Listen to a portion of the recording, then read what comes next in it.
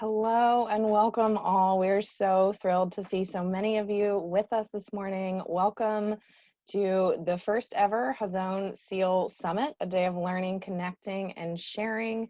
I'm Hannah Henza, the Director of National Programs here at Hazon, and I am absolutely thrilled to share and to introduce this morning Neshama Carlebach.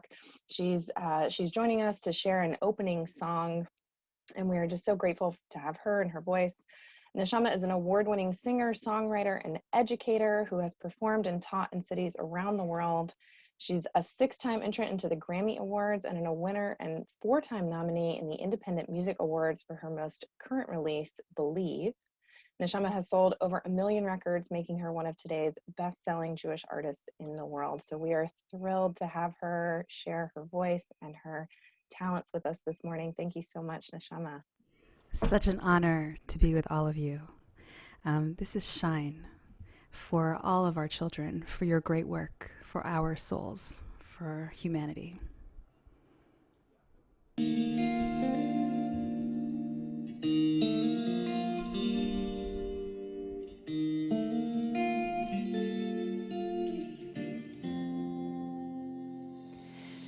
May our days be brighter, and may we rise above, and may we hold each other with dignity and love, and may our words reflect you, and may our voices climb, may the heavens hear us, and may your light shine, shine on me.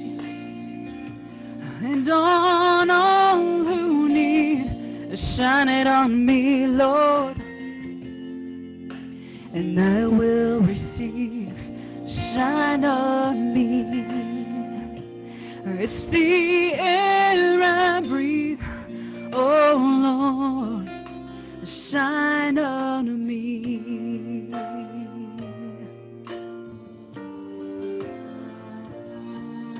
May we make whole the broken, regaining peace and pride. May we treasure all our children and the preciousness of life. May we transcend the darkness and reach for the divine. Please hear us, may your light shine and shine on me. And on all who need, shine it on me, Lord, and I will receive, shine on me.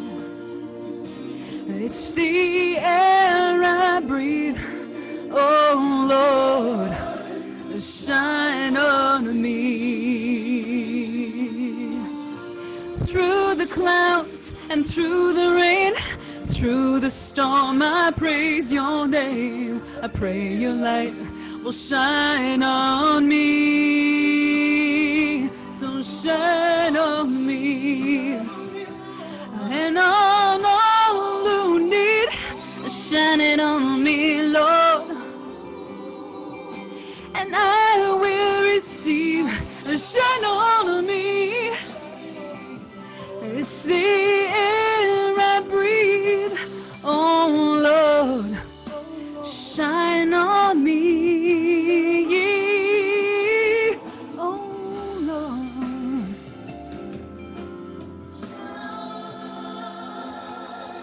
Shine on me, shine on me.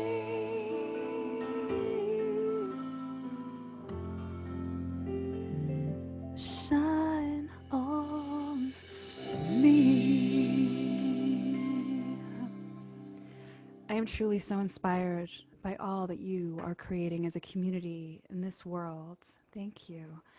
I would love to share before you launch into this glorious day of inspiration and learning and sustaining my song Believe, which to me is my greatest mantra, my greatest message to myself, to my own children. Believing is not something that comes fast. Believing has to be a choice.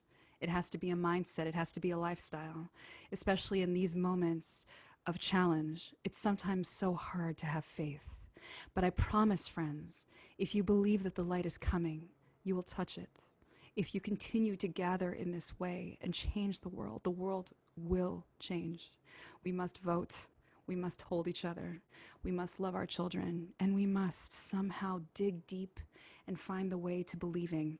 There is a lyric in this song that has always meant so much to me.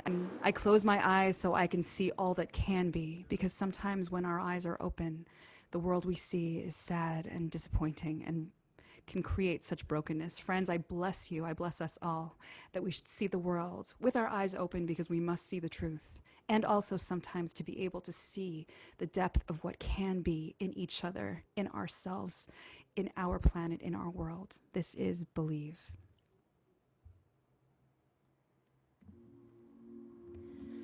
Let us light these lights for the world tonight. Let our hearts unite in the light, in the light.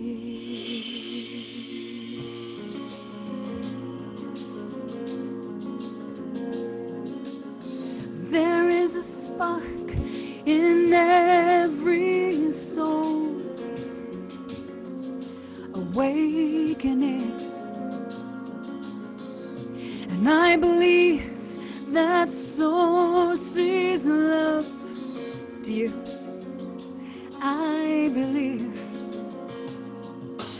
Don't give up on everything you've dreamed. It's closer than it seems. Who among us hasn't hoped or prayed that there would come a day, and that day will make love light up the sky, and that day we'll see heaven in each other's eyes. I believe, I believe, I believe,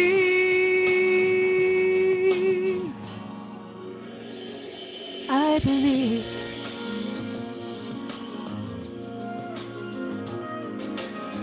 I close my eyes so I can see all that can be. We will rise. I do believe. I do believe. So don't give up on everything you've dreamed. It's closer than it seems.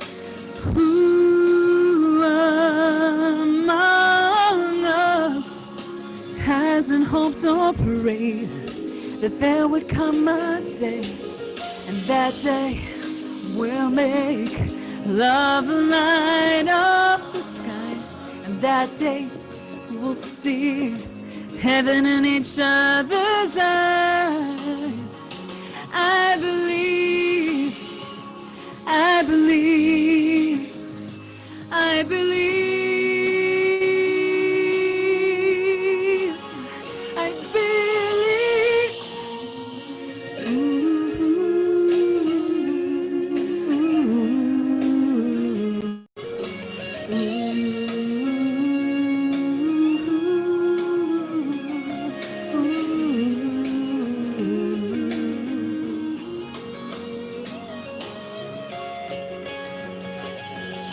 That day will make love light up the sky. That day we'll see heaven in each other's eyes. Do you see? Believe.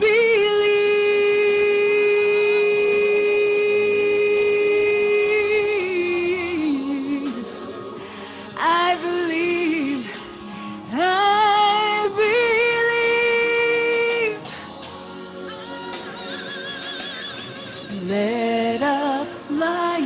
these lights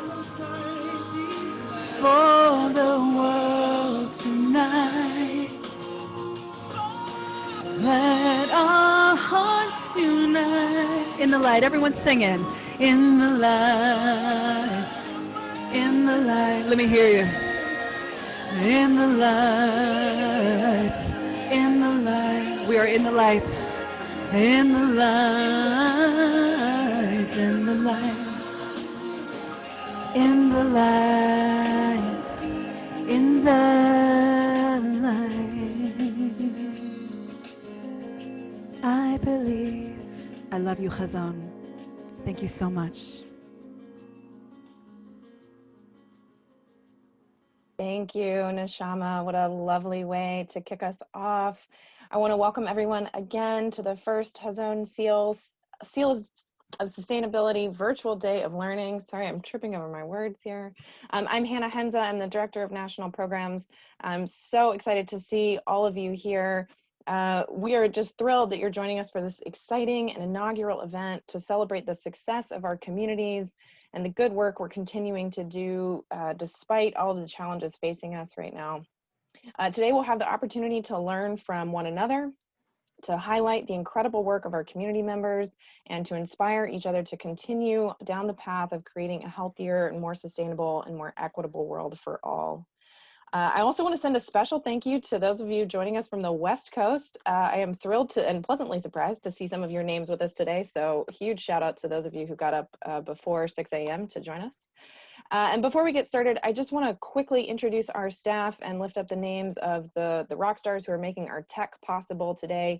So as I call your name, staff, if you'll just give a wave so folks know who you are and make sure you know you're named Hazon so we can find you.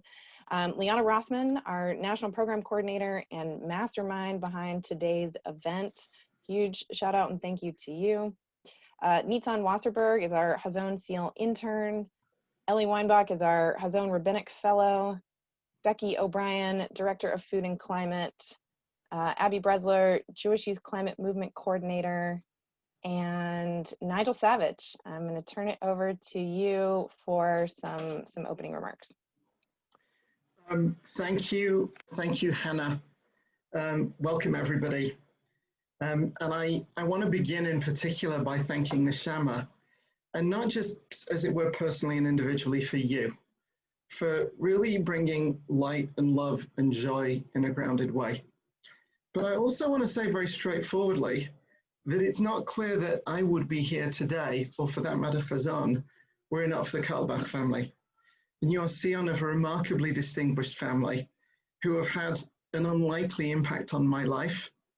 As a kid in Manchester, every week for 8 years, Jewish Assembly was graced by Rabbi Felix Carlebach, who was the doyen of South Manchester rabbis, who was, I think, your great uncle. Then at college, I was incredibly close to Julius and Myrna Carlebach, also a great uncle, who was head of the Jewish community in Brighton, and they had an enormous impact on me at a very complicated moment. Then I met you in 1994, when you and your father were performing and teaching together at Yakar in Jerusalem, and Reb Shlomo had a big impact on me. And then I started a PhD at Hebrew U with Mike Rosenack, and Mike Rosenack and his wife are both Carlebachs as well. So I really genuinely want to say that it's not just that I love your music and literally your neshama, but I really feel honored to be able to give kavod to you and your family this morning. I want to say, thank you. I want to say, I really want to frame today in the deepest terms. And as it happens, I think it was in Yakar with you that I heard the teaching that every holiday comes to teach us something that ideally we should remember the whole year round. And so the whole year round, we should be getting rid of superfluity and stuff that we don't need. But if we forget, the period from Purim to Pesach, when we get rid of our chametz, comes to remind us of it. The whole year round, we should be trying to be our best selves. But if we forget, the period of tshuva, leading up to Rosh Hashanah and Yom Kippur, comes to remind us. And the question is, what is it that Sukkot comes to teach us, to remind us of that we should be thinking of all year round? And Sukkot has 3 frames that are relevant to what we're doing here today. Firstly, it's about our vulnerability and our exposure to the physical world.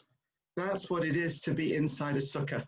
That's the thing that we protect ourselves with concrete and glass and plastic most of the year. And we know that those are false protections. But at Sukkot, we step into a sukkah and we're like, yes, we are vulnerable.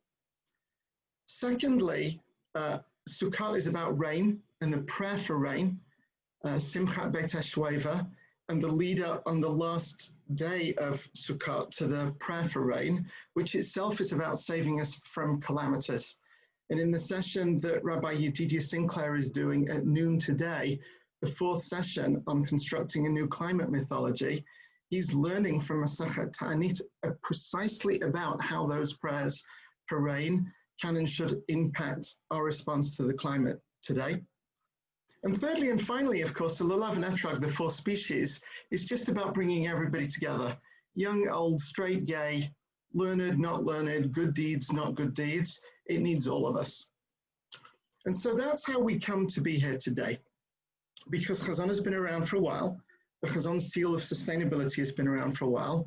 Many people are doing many things, but together, collectively, we have to raise our game. Every single thing that we've all accomplished thus far is good, but not nearly enough. Over the next 10 years, the world needs to really change its trajectory, not because it will change the extreme weather events and fires and hurricanes in the next 10 years, but because what we do in the next decade will be significant for the whole of the rest century. And so our job Hazon, our job, everybody on this call, is to actually rally and motivate and catalyze the Jewish people. So that 10 years from now, in September of 2029, at the end of the next full 7-year Shemitah cycle in Jewish life, if you walk into any Jewish institution, it will be clear that to be Jewish is to work for a more sustainable world for everybody. Over this coming year, we are going to encourage everybody to launch events on Tu B'Shvat early next year, which comes 8 days after the new presidential inauguration, to start to lengthen our time horizons. As please God, COVID starts to recede into the background, as we start to look forward to the next 4 years of political life in this country, potentially, please God, with a Green New Deal. The question will be, what can we, the Jewish community, do? Tu B'Shvat is the kickoff to remind us that the Shemitah year is coming a year from now. The Shemitah year includes COP26, the UN Climate Conference in November of 2021. And at that conference, all of the world's religions will be invited to develop 7-year plans around sustainability. And what we at Hazon want to do, through the Hazon seal, through the Brit Hazon for individuals, which we're going to be launching next week and publicly in January, we want to challenge, enable, and support all of us to start a process in which one by one, synagogue by synagogue, day school by day school, Hillel by Hillel, in any Jewish institution of which we are a part, that institution joins the Hazon Seal of Sustainability. It begins a process to effect multi-year change. It imagines being radically more sustainable by 2029. The power we use, the food we serve, the plastic we don't consume, the education that we deliver, the advocacy that we do, so that together we genuinely help to create a healthier and a more sustainable world for everybody. And that also explains the different things that are happening today, because on the ground in Detroit, thinking about food and climate, environmental racism, Jewish garden concepts, community solar, federal food and food policy, thought leadership, Shemitah and Masechet Ta'anit. There is no one way to do this work. It's enormous. But our task today, here, during Sukkot, as we wave the Lulav and Etrog, as we sit in our sukkahs, as we look to the prayer for rain, our task is to begin the work. We don't have to complete it. So I thank every single one of you for joining us, really genuinely and deeply. I thank you for everything that you do in the world. I thank all of our teachers today. I thank Hazon's staff. Neshama, again, I thank you. And may we all be blessed to live in and to create a healthier and a more sustainable world for everybody.